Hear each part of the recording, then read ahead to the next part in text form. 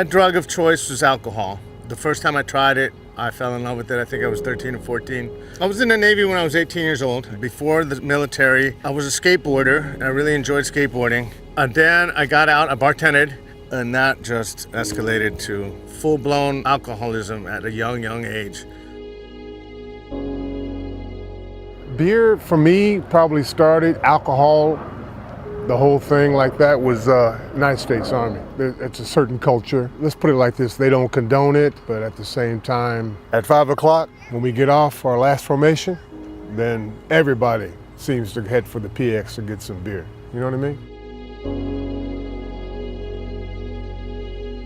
At 35, I had my first child, and I decided to tell my wife at the time, I'm gonna see if I can get into the reserves or the Army, because I still have an honorable discharge. They accepted me in the Army as a combat engineer. I didn't think I was gonna have a problem.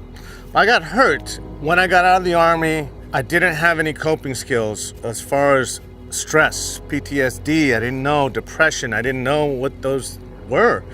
So I self-medicated, and I drank heavily, and I became paranoid, and I was homeless for a brief period. My family left because they were afraid of me.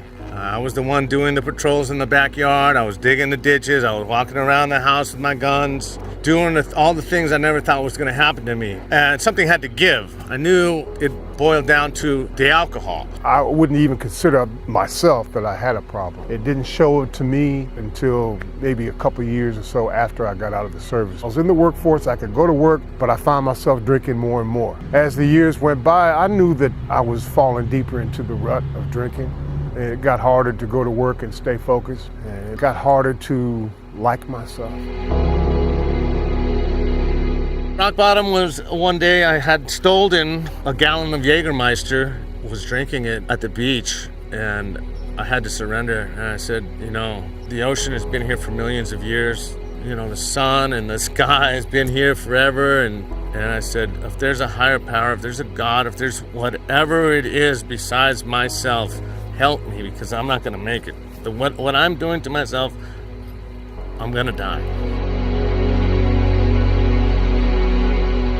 I decided to make the move. I was staying with my dad. He's in a senior living home with my brother. I told him, I'm gonna do it, Dad. I'm gonna go get some help. He said, well, son, you need to do something. And I saw all kind of vets like me walking around, and I started talking to them. And I met a guy named Lou Figueroa.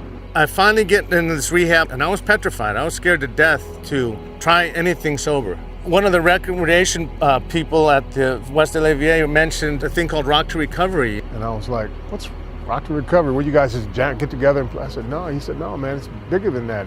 You get together and you create a song, you rehearse it, get the chord structures together, and you record it, and it's out on SoundCloud the next day.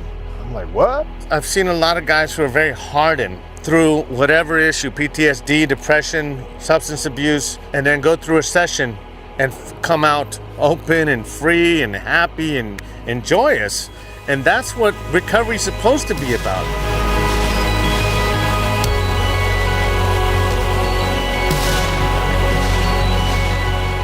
Rock to Recovery is right down my alley because it allows me to create and to be a part of a creation. It's brought me a rhythm to my life. What better way to have something solid like music to enrich my life? There's nothing better than that.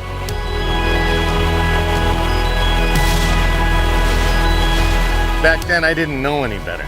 I know better now. Today, I could be a father again, be happy again, play music again, be alive, be grateful that I'm alive. Addiction, my alcoholism, and my drug use took everything from me. So it is a battle, not only to stay sober, but it's a challenge for myself to become a better musician too. I know that's my outlet of joy and freedom, and to be my reinvented person, which is a happy person today, who's fighting a different kind of battle.